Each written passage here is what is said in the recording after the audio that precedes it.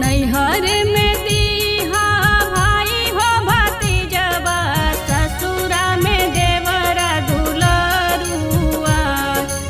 ऐसन बर्बादी है शिव गुरु सजल रहे से नूरबा।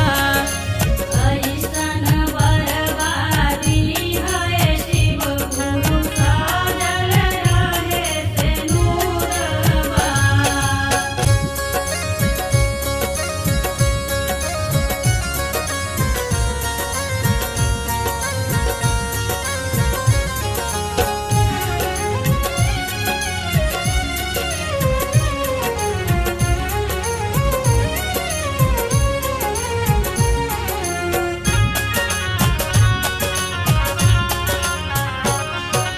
रानी कौशल्यासन सासू माँ देह, ससुर जी दशरथ समान माँ।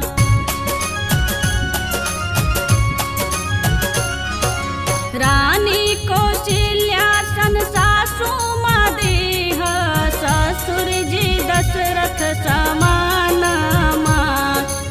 ऐसन बर्बादी है शिव गुरु सजल रहे से नूरबा। ऐसन बर्बादी है शिव गुरु सजल रहे से नूरबा।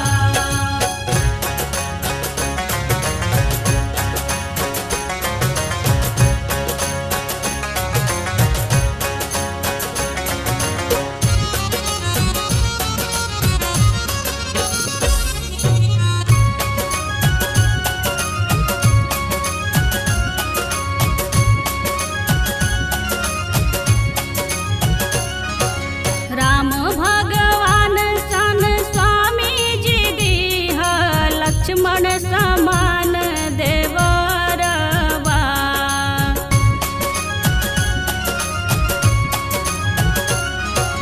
राम भगवान सन स्वामी जी दीह, लक्ष्मण समान देवरबा।